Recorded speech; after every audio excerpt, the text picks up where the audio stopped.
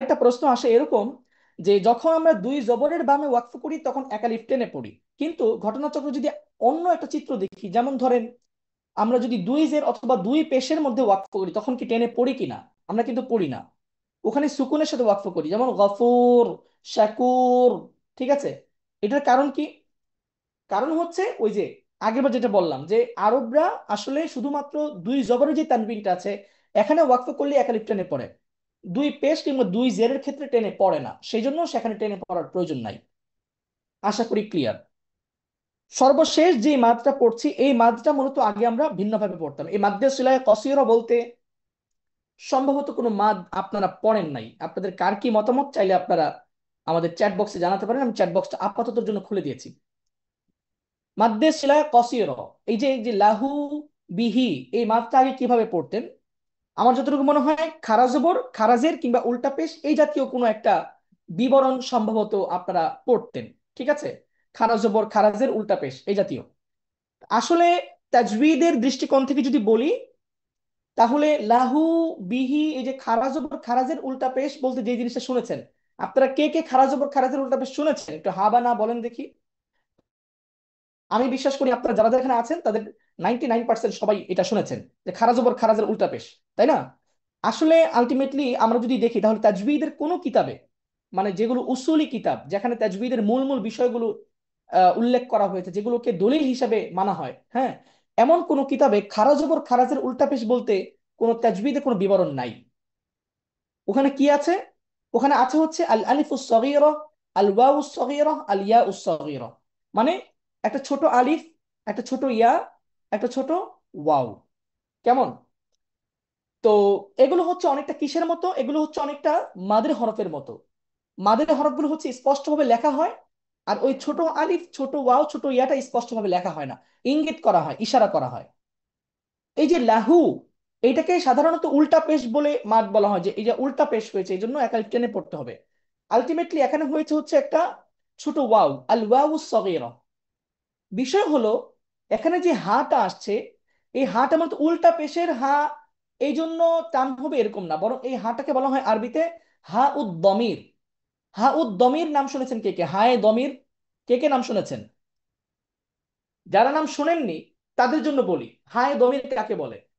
আমরা বাংলায় এই যে বলি না সে, তাকে, তার, এই যে বললাম সে, তাকে, তার, আরবিতে যেটার মাধ্যমে এই যে তাকে তার বলা হয়, মানে সর্বনামটা, এই সর্বনামটা আরবিতে যেটার দ্বারা ব্যবহৃত হয় সেটা হচ্ছে হু।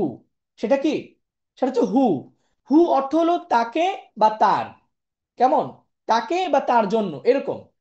যেমন ধরেন আমি বললাম কিতাবু রাশিদিন, এটার অর্থ হলো রাশিদের বই।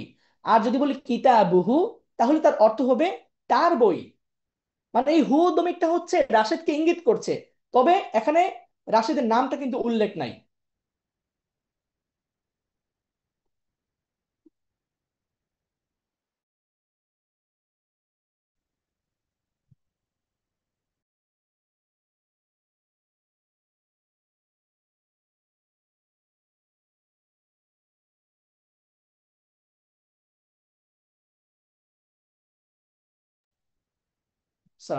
সরি, আসলে একটা ইমার্জেন্সি কল আসছিল। তো যেটা বলছি, এই যে দমির যে বিষয়টা বললাম, এই দমির আরবিতে এটাকে বলা হয় দমির, মানে সর্বনাম। বাংলায় যেটাকে আমরা সর্বনাম বলি, সে, তাকে, তার, মানে একজন ব্যক্তিকে সরাসরি বুঝায় না বরং তাকে ইঙ্গিত করে, এটাকে আরবিতে বলা হয় হায় দমির। কেমন? এটাকে আরবিতে কি বলা হয়? হায় দমির। তো এই হায় দমিরকে আরবরা টেনে পড়ে। কি করে পড়ে? কিতাবুহু, হু, বুঝতে পেরেছেন? কলামুহু, এই যে লাহু, লাহু অর্থ কি? লাহু অর্থ তার জন্য। কেমন? লাহু অর্থ কি? লাহু অর্থ হলো তার জন্য। আর বিহি অর্থ মানে তার মাধ্যমে বা তার কারণে। বি মানে হচ্ছে দ্বারা অথবা কারণে। তো বিহি, এই যে এখানে হিটা হয়েছে, এটা কি? এটা হচ্ছে হা উদ্দমির। এখানে এই মাত্রাকে এভাবে বলা যাবে না যে খারা জের, এরকম না, বরং এটাকে হায় দমির হিসাবে মাদ আদায় করতে হবে। হায় দমির কেন মাদ আদায় করবো? আরবরা এটাকে টেনে পড়ে। আমাদের এই যে আল লুগাতুল আরাবিয়্যাতু তাকলিদুল আরব, আমাদের আরবি ভাষার আমরা যে বিভিন্ন কারণগুলো, বিভিন্ন নিয়মগুলো আমরা যে পড়ি, এটার ম্যাক্সিমাম এই জন্যই যে আরবরা এভাবে পড়ে তাই আমরা এভাবে পড়ি। কথাটা বুঝতে পেরেছেন? এখানে নিয়ম কানুনের চেয়েও আরবদের অনুসরণটা বেশি গ্রহণযোগ্য হয়। তো সেই ক্ষেত্রে আরবরা যখন হায়ে দমিরটা বলে তখন তারা স্বভাবগত ভাবে আদাতি ভাবেই এটাকে তারা টেনে পড়ে, এই জন্য এখানে এই মাত্রা দেওয়া হয়েছে লাহু বিহি। এটাকে বলা হয় হায়ে দমির।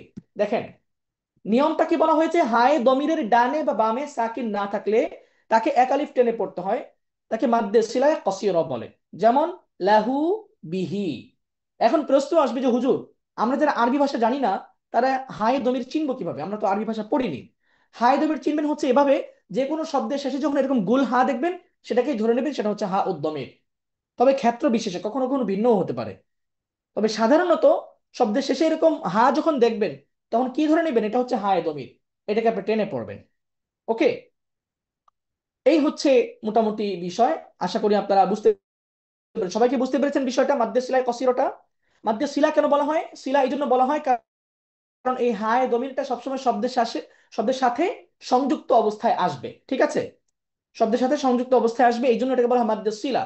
সিলাতুর মানে হচ্ছে যেটা সংযুক্ত থাকে, সম্পর্কিত। মাদ্দে মুত্তাসিল বলি আমরা। মুত্তাসিল কেন বলি, ওই যে সম্পৃক্ত থাকে এই জন্য মাদ্দে মুত্তাসিল বলি। যে মাদের হরফের পরে একই শব্দের মধ্যে হামজা আসলে আমরা সেটাকে মাদ্দে মুত্তাসিল বলি। মুত্তাসিল কেন বলছি, যে সিলা থেকে আসছে এটা মুত্তাসিল। তো এই যে হাটা এটা হচ্ছে শব্দের সাথে সম্পৃক্ত থাকে, এই জন্য এটাকে বলা হয় মাদ্দে সিলা। আর কসিরও কেন বলা হয় এটা পরে বলবো ইনশাল্লাহ। আপনারা কি এই 5 প্রকার মাদ বুঝতে পেরেছেন, একালিক মাদের 5 প্রকার? একটু আমাকে দ্রুত মতামতটা জানাবেন সবাই। মাদ্দে তবাই, মাদ্দে লিন, মাদ্দে বদল, মাদ্দে ইওয়াজ, মাদ্দে সিলাই, কসির, এই 5 প্রকার কি বুঝতে পেরেছেন সবাই? একটু দ্রুত জানান। আচ্ছা ঠিক আছে, শুক্রিয়া। দুই আলিফ মাদ, এবার আমরা দুই আলিফ মাদ সম্পর্কে জানবো। আমি গ্রুপে গতকাল ইনবক্সটা, প্যাসেজ অপশনটা একটু মোটামুটি বড় সময় জুড়ে খোলা রেখেছিলাম। তো দেখলাম যে অনেকেই অনেক রকম আপত্তি করেছেন সেখানে, যে এটা হলো কেন, ওইটা হলো কেন। আসলে আপনাদেরকে আমরা এখানে যা পড়াচ্ছি এই বিষয়ে আলহামদুলিল্লাহ আমাদের কোনো ডাউট নাই। মানে আমরা 100% নিট অ্যান্ড ক্লিনলি বিষয়গুলোকে জেনে বুঝে তারপর আপনাদেরকে পড়াচ্ছি। তো এই মুহূর্তেই আপনাদেরকে যদি একদম খুব উপর থেকে কোনো রেফারেন্স দিয়ে বোঝাতে যাই, সেটা আপনাদের অনেকের জন্যই অসহনীয় হবে বা বুঝতে কষ্ট হবে। কারণ আপনারা দেখতে পাচ্ছেন বর্তমান প্রেক্ষাপটে আমরা যে মাদগুলো নিয়ে মানে বিস্তারিত আলোচনা করছি, যে বিবরণগুলো আপনাদেরকে দিচ্ছি, অনেক কিছু বর্তমান সময়ের সাথে সামঞ্জস্যপূর্ণ হচ্ছে না। তো সেই জায়গাটাতে আমরা যদি একদম ওপেন বিভিন্ন মানে সনদ, বিভিন্ন দলিল আদিল্লা পেশ করে তারপর বোঝাতে যাই, এটা আপনাদের অনেকের জন্য কঠিন হবে, এটা গ্রহণ করাটা সহজ হবে না। তো সেই জন্য আপনারা আমাদের প্রতি আস্থা রাখতে পারেন, বিশ্বাস রাখতে পারেন। আমরা এই জায়গাটাতে যে বিষয়গুলো পড়াচ্ছি, বিশ্ব বরেণ্য শায়েখ এবং কারিগণ যেভাবে পড়ান, তারা যেই বিবরণ দেন, তারা যেই দলিল দেন, সেটার আলোকে আপনাদেরকে আমরা পড়াচ্ছি। তো সেই জায়গা থেকে এটা নিয়ে ডাউট থাকার দরকার নাই যে এটা কোত্থেকে আসলো, কিভাবে আসলো, এটা কোন কিতাব থেকে আসছে, দলিল কি হবে, এটা নিয়ে এই মুহূর্তে আপনাদের বিশ্লেষণ করার সময় না। সর্বোচ্চ এটুকু করতে পারেন, আমরা যে বিষয়টা বোঝাচ্ছি এই বিষয়টাকে খুব ভালো করে বুঝে আপনার নিকটস্থ, আপনি জানেন যে উনি তাজবিদের উপর সর্বোচ্চ পাণ্ডিত্য লাভ করেছেন এবং উনি ভালো দক্ষতা রাখেন, আপনি তার কাছে জিজ্ঞাসা করতে পারেন। তিনি দেখবেন আপনাকে কি উত্তর দেন, ঠিক আছে? আপনাদের অনেকেই হয়তো বা পরিচিত এরকম থাকতে পারে যারা মিশরে পড়াশোনা করছে, তারা যেহেতু আরব কান্ট্রিতে আছে তারা কিন্তু এটা জানবে। তাদেরকে জিজ্ঞাসা করতে পারেন যে এই মাত্রাকে ঠিক আছে কিনা বা কিভাবে হচ্ছে। কিন্তু অনেককে আমি দেখলাম যে সেখানে এই কথা তুলে ধরছেন দলিল হিসেবে, যে আমরা বিভিন্ন হুফাজ প্রশিক্ষণ করেছি, কিংবা কোন কোন কারি বা উস্তাদদের নাম উল্লেখ করে বলছে যে অমুক শাইখের কিতাবে দেখেছি। এখন আমি কিন্তু মাদের আলোচনা শুরু করার পূর্বেই আপনাদেরকে বলেছিলাম যে আমরা যে মাদগুলো নিয়ে আলোচনা করব সেটা আমাদের বর্তমান যে চলমান যে আমরা মাদের যে বিবরণ পড়ি সেটার সাথে সাংঘর্ষিক হবে। কেন সাংঘর্ষিক হবে সেটাও আমি বলেছি। এমনকি আমার একটা পোস্টের লিঙ্কও আপনাদেরকে দিয়েছি, যেখানে আমি একটা ফেসবুকে জরিপ করেছিলাম যে আমাদের বাংলাদেশে আমরা যে 4 আলিফ মাদ পড়ি এবং চিকন চিহ্ন মোটা চিহ্ন যে কোরআন শরীফে দেওয়া হয়েছে, এইটার তাৎপর্যটা আসলে কি, এটার দরকারটা কি ছিল। আমরা তো আসলে মোটা চিহ্ন চিকন চিহ্ন দেখে মাদ আদায় করি না, আমরা তো মাদ আদায় করছি একদম ডিপলি, প্রত্যেকটা কারণ ধরে ধরে মাদ শেখার চেষ্টা করছি। তো সেখানে কি আসলে আলটিমেটলি এই চিকন চিহ্ন মোটা চিহ্নের খুব বেশি কোনো দরকার ছিল? তো যেটা দেখলাম যে আসলে এই চিকন চিহ্ন মোটা চিহ্নের ডিফারেন্সটা আসলে এটাই ছিল, যে যেহেতু আমাদের বাংলাদেশ সহ এশিয়া মহাদেশের যে এই যে পাকিস্তান, ইন্ডিয়া, বাংলাদেশ, এই যে যেগুলো অনারবি কান্ট্রি আছে, এই কান্ট্রিগুলোতে 4 আলিফ 3 আলিফ মাত্রা যেহেতু বেশি প্রচলিত হয়ে গেছে, তখন সেখানে তারা এটাকে ডিফারেন্স করার জন্য যে তিন আলিফ মাদ এটা, চার আলিফ মাদ এটা, এইটা করার জন্য তারা এই চিহ্নগুলো দিয়েছে। অনেকাংশে আপনি এটাও বলতে পারেন যে তিন আলিফ মাদ যেটা, এটাকে আহ মাদ্দে জায়েজের অন্তর্ভুক্ত ধরা হয়েছে, যার কারণে চিকন চিহ্ন দেওয়া হয়েছে। আর মোটা চিহ্ন যেখানে দেওয়া হয়েছে সেখানে এটাকে মাদ্দে লাজিম বা আবশ্যকীয় মাদ বোঝানো হয়েছে। তো এটাকে আপনি দুইভাবেই বলতে পারেন যে তিন আলিফ মাদের জন্য চিকন চিহ্ন, চার আলিফ মাদের জন্য মোটা চিহ্ন। আবার যেহেতু বর্তমান প্রেক্ষাপটে আমরা ধরে নিচ্ছি চার আলিফ কোনো মাদই নাই, কারণ এটা বিশ্ববরণের যত শায়েখ আছে, আপনি আমাকে দুই একটা কথা যদি আপনাকে বলি, যেমন ধরেন ডক্টর আইমান রশদি সুয়াই, ডক্টর ঈসা আল মাসরবি, এটা বিশ্ববরেণ্য শায়েখ। মানে আপনারা যারা শায়েখদের সম্পর্কে ধারণা রাখেন তারা জানবেন ডক্টর ঈসা আল মাসরবি। উনি তো আহ, পৃথিবীর যত বড় বড় আন্তর্জাতিক কোরআন কম্পিটিশন আছে, হিফজ কম্পিটিশন আছে, সেগুলোর বিচার কার্য পরিচালনা করেন। বিশাল বড় ডক্টর। উনার প্রায় 70-80টা শাখা বিশিষ্ট একটা প্রতিষ্ঠান আছে, যেটা ওয়ার্ল্ডের অনেক অনেক কান্ট্রিগুলোতে আছে। অনেক বড় শায়েখ তারা। তো বর্তমান বিশ্বে তারা তাজবিদের লিড দিচ্ছেন। তাদের যে মতামত, তারা কিন্তু এটাই বলেন যে মাদের সর্বোচ্চ পরিমাণ হলো সিত্তা হারাকাত। আবার এই জায়গাটাতে এটাও দেখছি অনেকে আপনারা বলতে চাচ্ছেন যে সিত্তা হারাকাত আছে, তামানিয়া হারাকাত নাই, মানে 6 হরকত আছে, 8 হরকত নাই। এইটা, এটার দলিল কি? এখন আপনি যখন আমার কাছে এই দলিল চাইবেন, আমি আপনাকে যে দলিল দিব, এই দলিলটা আপনি বুঝতে পারবেন না। আপনার জন্য এতটুকুই কাফি যে একজন বড় শায়েখ বা একজন বড় কারি বলেছেন যে এইটা এখানে সিত্তা হারাকাত, মানে সর্বোচ্চ পরিমাণ হবে 6 হরকত পরিমাণ, এর চেয়ে বেশি টানা যাবে না।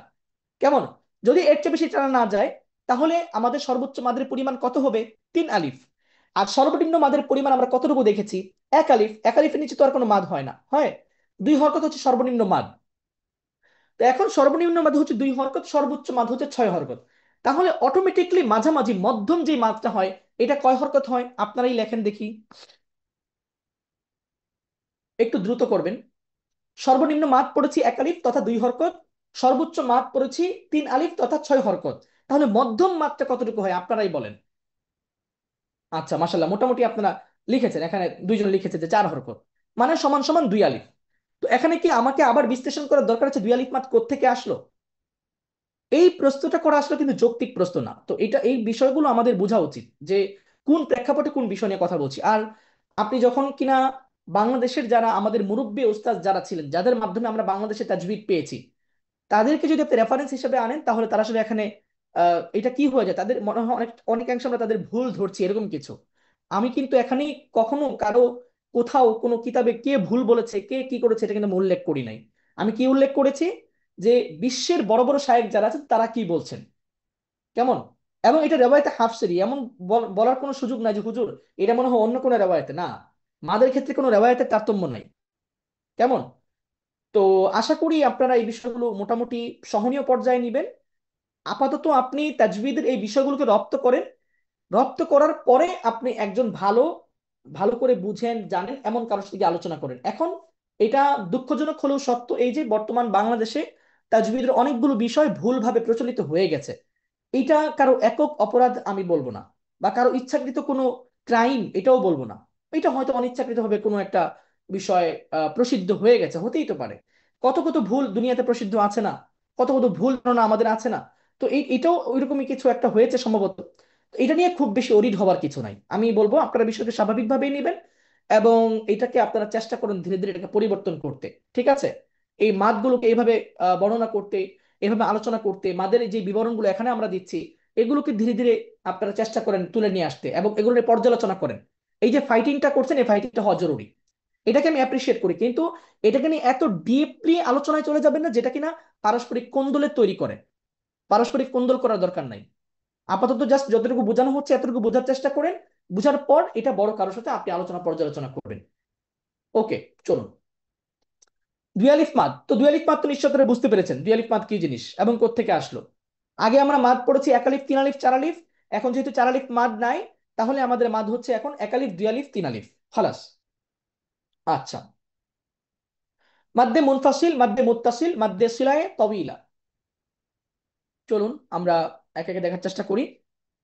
মাদ্দে মুনফাসিল, মাদ্দে মুত্তাসিল আপনারা আগেই পড়েছেন, আবার বলছি এখানে তারপরেও। মাদ্দে মুনফাসিল, মাদের হরফের পর দ্বিতীয় শব্দের শুরুতে হামজা আসলে 2 আলিফ টেনে পড়তে হয়।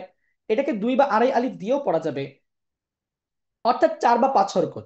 এই মাদকে মাদ্দে মুনফাসিল বলে। যেমন লা আ'বুদু, ওয়ামা আনতুম। আশা করি বুঝতে পেরেছেন। এটা কঠিন কোনো কিছু না, এটা আপনারা আগেও জানতেন। মাদ্দে মুনফাসিলটা মাদের হরফের পর দ্বিতীয় শব্দের শুরুতে হামজা, এটা বুঝাই যায়। এই যে লা, এটা হচ্ছে এক শব্দ, লা লাম আলিফ জবর লা। এরপর দ্বিতীয় শব্দ হচ্ছে আবুদু, এটা আলাদা শব্দ, ঠিক আছে। এই আবুদু শুরুতে হামজা আসছে, এখানে আপনি দুই আলিফ টেনে পড়বেন। এটাকে আড়াই আলিফও পড়া যায়, তথা 5 হরকত পরিমাণ। মানে 5-এর অর্ধেক কত? আড়াই আলিফ। আর 4-এর অর্ধেক হচ্ছে 2 আলিফ। তো যদি আপনি 4 হরকত টানেন, টানতে পারেন। আবার চাইলে আপনি এটাকে 1 হরকত বাড়িয়ে আড়াই আলিফও টানতে পারেন। আচ্ছা চলুন।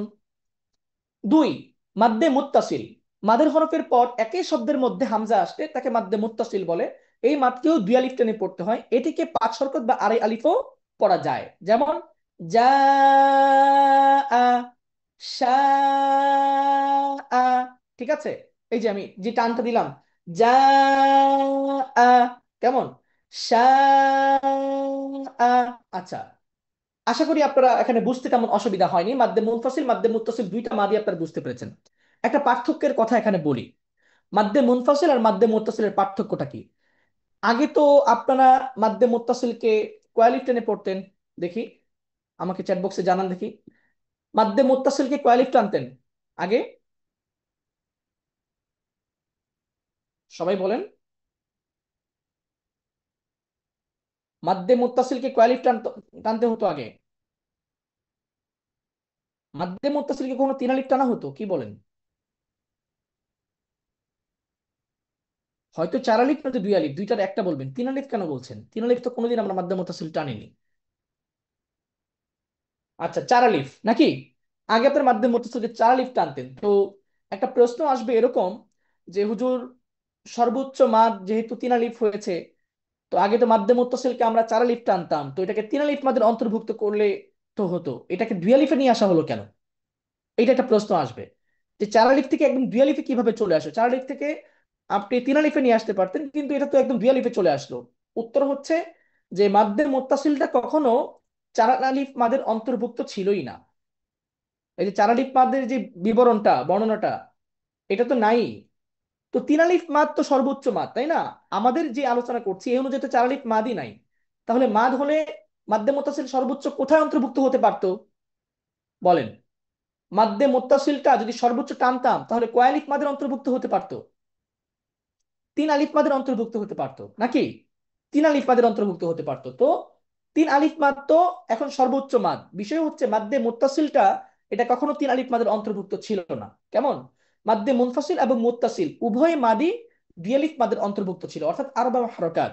মাদ্দে মুত্তাসিল এবং মাদ্দে মুনফাসিল, এটাকে বলা হয় আপনি আরবা হারকাত অথবা খমস হারকাত। এই দুইটার একটা আপনি টানতে পারবেন। তাহলে পার্থক্যটা কি? মাদ্দে মুত্তাসিলকে আগে 4 আলিফ মাদের অন্তর্ভুক্ত করা হয়েছিল কেন? একটা প্রশ্ন আসবে। মাদ্দে মুনফাসিলকে তাহলে 3 আলিফ মাদ রেখে 4 আলিফ কেন মাদ্দে মুত্তাসিলকে বলা হলো?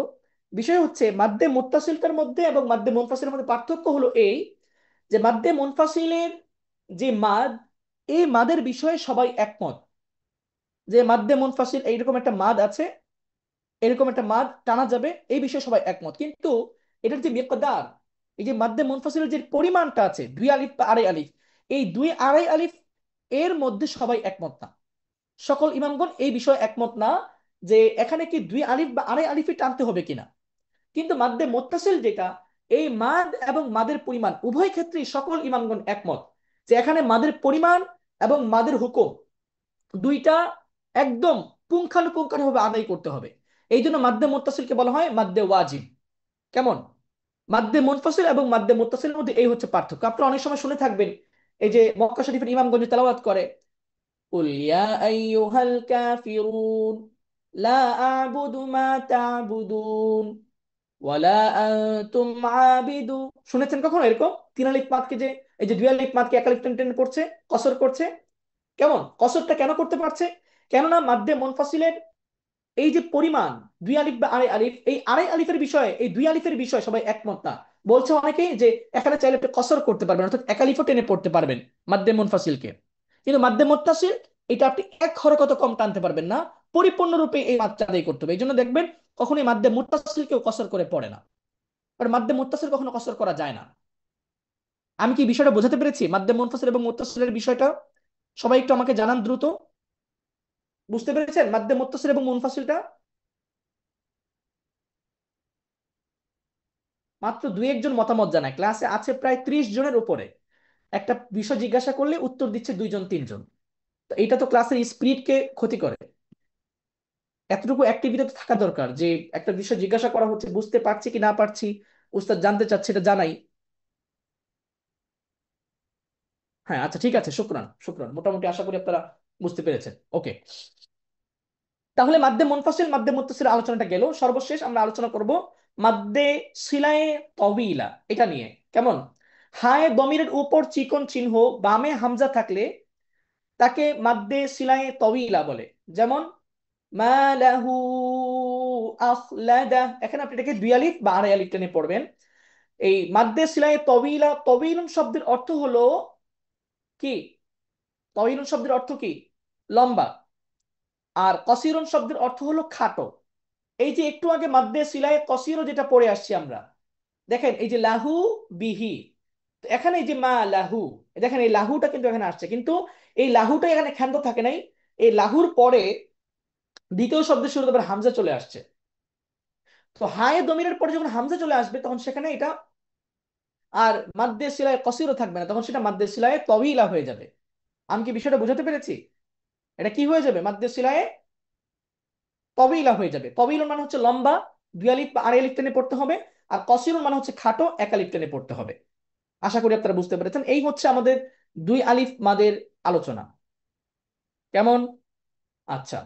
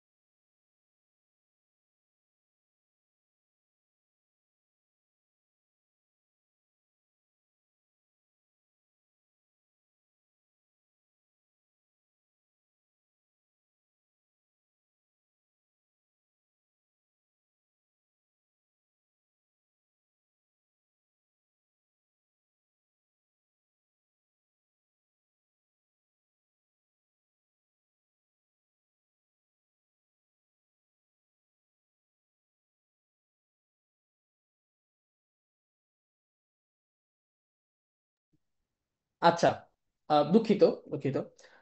আহ, তাহলে আমরা দুই আলিফ মাদের আলোচনাটা শেষ করেছি, ঠিক আছে?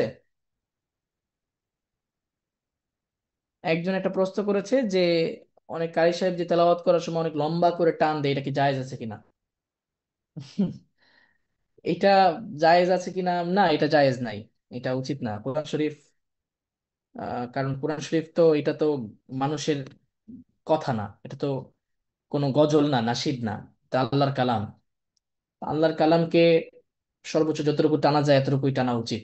এটার মধ্যে জিয়াদাতি করা অথবা নুকসানি করা কোনোটাই উচিত না। আধিক্যও করা ঠিক না, কমতিও করা ঠিক না।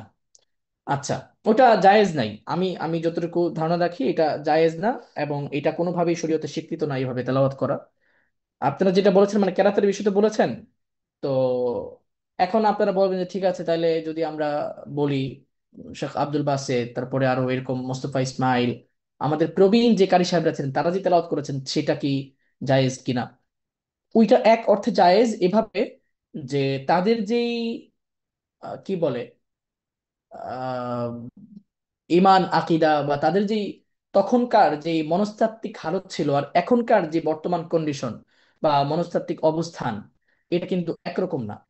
কেমন? তো সেই জায়গা থেকে তাদের ওই তেলাওয়াতটাকে আহ স্বীকৃত বলা হলেও বর্তমান সময়ে কারি সাহেবরা যেভাবে তেলাওয়াত করেন এটাকে সেভাবে স্বীকৃতি দেওয়া হয় না। এবং অনেকাংশেই এই যে আমরা যে মাকামাত বলি, বিভিন্ন তিলাওয়াতের সুর বা লাহান বা সুর বিদ্যা যেটাকে বলি, এটা তাজবিদের সাথে রিলেটেড কোনো বিষয় না। কারণ কোরআনের সাথে কোনো সুর সম্পৃক্ত নাই। আল্লাহ তাআলা কোরআন যখন নাজিল করেছে তখন আল্লাহ তাআলা কোনো সুরের কথা বলে দেন নাই, বা নবীজিও কোনো সুরের কথা কোনোদিন বলেন নাই। এই সুরটা হচ্ছে একদমই আলাদা, এবং এটা হচ্ছে নাশিদের সাথে সম্পৃক্ত। ওই ওই লাহানটাকে, ওই মাকামাত গুলোকে এটার সাথে সম্পৃক্ত করা, তেলাওয়াতের সাথে সম্পৃক্ত করা হয়েছে। তো তখন কি হয়েছে, তখন হচ্ছে অনেকটাই তেলাওয়াতের সাথে এটা একদম মিলেমিশে একাকার। এখন আমরা তেলাওয়াত, কোরআন তেলাওয়াত বুঝতেই বলতে মাকামাত বুঝি, বিভিন্ন সুর বিদ্যার কথা বলি। এটাকে কোনো দিক থেকে এই সুন্নাত মুস্তাহাব এই জাতীয় কোনো হুকুম দেওয়া হয় নাই, বরং এটাকে জায়েজ বলা হয়েছে। যদি কোনো কারণে এই সুরের কারণে তেলাওয়াতের তাজবিদ ক্ষতিগ্রস্ত হয়, সেই ক্ষেত্রে এটাকে নাজায়েজও বলা হয়েছে কখনো কখনো। তো এই বিষয়গুলোতে সতর্ক থাকতে হবে আর কি, আমরা জিয়াদাতি করব না। চলেন তিন আলিফ মাদ সম্পর্কে আলোচনা করি। মাদ্দে আরজি, মাদ্দে লাজিম হারফি মুসাক্কাল, মাদ্দে লাজিম হারফি মুখাফফাফ, মাদ্দে লাজিম কালমি মুখাফফাফ, মাদ্দে লাজিম কালমি মুসাক্কাল।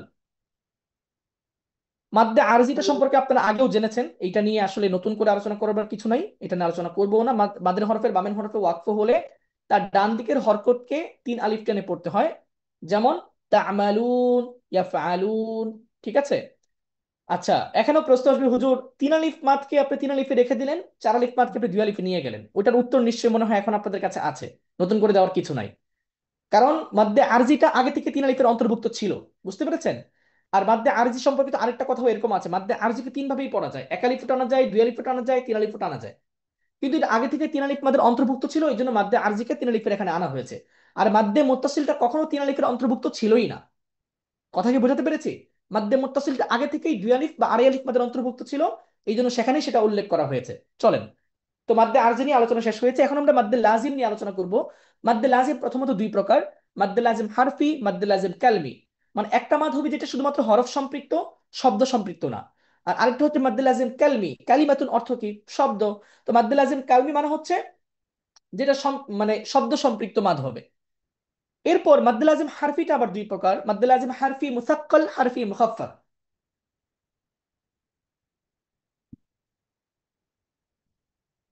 মুসাক্কাল মানে হচ্ছে ভারী, আর মুখাফফাফ মানে হচ্ছে হালকা। চলেন আমরা একে একে দেখার চেষ্টা করি। মাদ্দে লাজিম হারফি মুসাক্কাল, কোন শব্দ বা কালিমা ব্যতীত শুধু হরফের মধ্যে মাদের হরফের পর তাসদীদ যুক্ত সাকিন একত্রিত হলে সেই মাদকে মাদ্দে লাজিম হারফি মুসাক্কাল বলে। এই মাদকেও তিন আলিফ টেনে পড়তে হয়। যেমন আলিফ লাম মিম। ঠিক আছে? এখানে মাদ্দে লাজিমটা কোথায় হয়েছে? এখানে বলা হচ্ছে এর মধ্যে লাম হলো হারফে মুসাক্কাল, লাম। এখানে যে মাদ্দে লাজিম হারফি মুসাক্কালটা বললেন, এই হারফে মুসাক্কাল কোনটাকে বলা হবে, কোনটার কারণে এই মাদটা আদায় করলাম, সেটা হচ্ছে লাম। সেটা কি? লাম। চলেন এবার দেখার চেষ্টা করি তাসদীদটা কিভাবে হলো এখানে, মূল নিয়মটা কি এখানে। প্রথমে কথাটা বুঝেন, কোন শব্দ বা কালিমা ব্যতীত শুধু হরফের মধ্যে, মানে আমরা বর্তমান যে মাদটা পড়বো এই মাদটা হচ্ছে এক একটা হরফ সম্পৃক্ত। এটা কোনো শব্দ সম্পৃক্ত নয়, যে আলিফ লাম মিম, এটা কিন্তু কোনো আয়াত না। তিনটা তিনটা হরফের সংমিশ্রণ, এটা কিন্তু কোনো শব্দ না। আল্লাহ আ'লামু বিমুরাদিহা, আমাদের পৃথিবীতে কেউ এই শব্দের কোনো অর্থ কেউ জানে না। ঠিক আছে? এটার তাফসীর মুফাসসির কিরাম এটাকে এইভাবে বলা হয়, বলেন যে আল্লাহু আ'লামু বিমুরাদিহা, যে এই যে আলিফ লাম মিম ত সিন এগুলোর কি অর্থ, এগুলো কেউ জানে না, এটা শুধু আল্লাহ তাআলা জানেন। তাহলে এটা কি, তাহলে শুধুমাত্র এটা হচ্ছে হরফ। এই হরফের মধ্যে হারফে মুতাক্কাল কিভাবে হলো দেখেন। কোন শব্দ বা কালিমা ব্যতীত শুধু হরফের মধ্যে মাদের হরফের পর তাসদীদ যুক্ত সাকিন একত্রিত হওয়া। মাদের হরফের পর তাসদীদ যুক্ত সাকিন কি হওয়া? একত্রিত হওয়া। কথাটা বোঝার চেষ্টা করেন। শুধু হরফের মধ্যে মাদের হরফটা হলো কিভাবে দেখেন। হরফের মধ্যে কি মাদের হরফ হয়?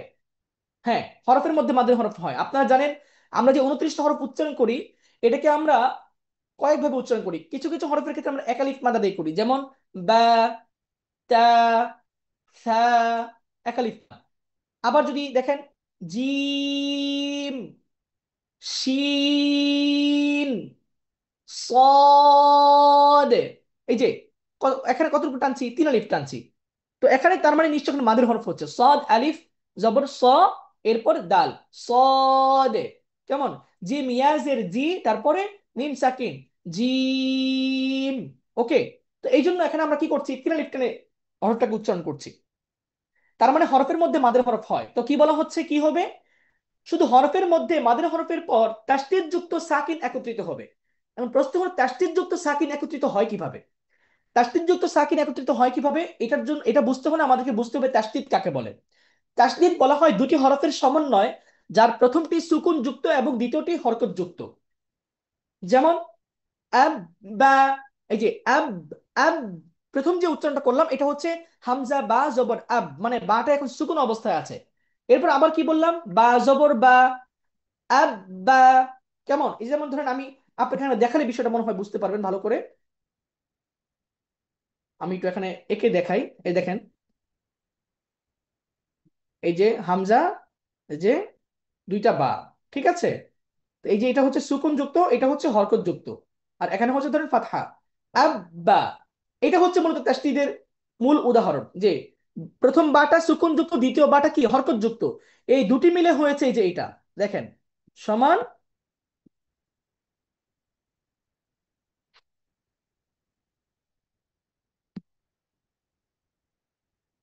কি বোঝা গেল বিষয়টা? আব্বা মানে এটাকেই লেখা হয়েছে এই যে এইভাবে। কেমন? আশা করি বুঝতে পারছেন। তো এই হচ্ছে তাসদীদের মূল অবয়ব।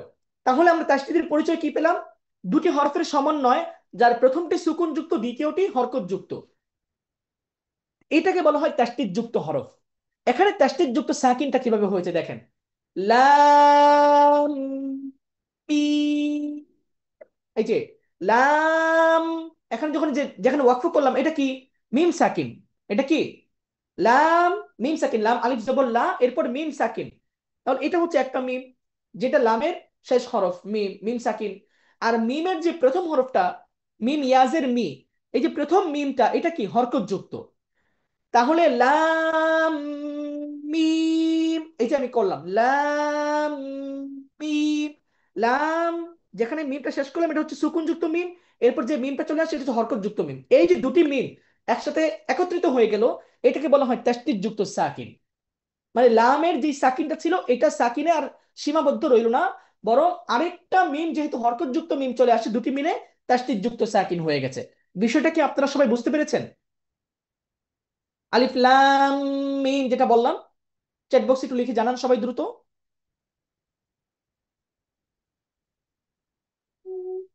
এই মাত্রা কি সবাই বুঝতে পেরেছেন?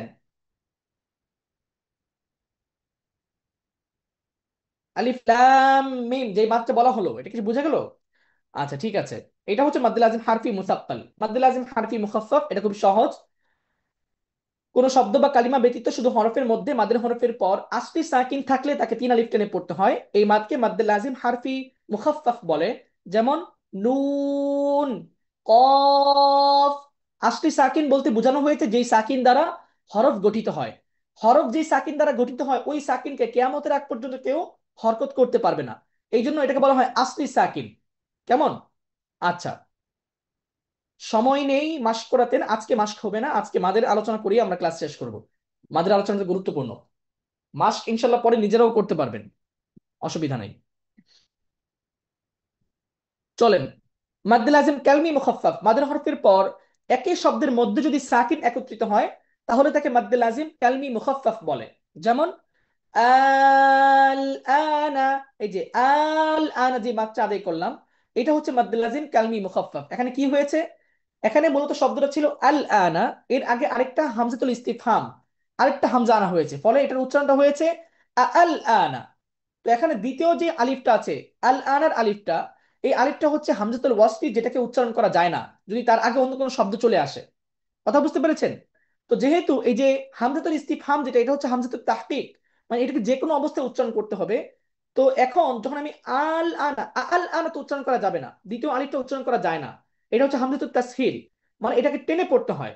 তো এখন এটা এখানে প্রথম যে হামজাটা এর পরে দ্বিতীয় আলিফটা কি হয়ে গেছে, মাদের হরফ হয়ে গেছে।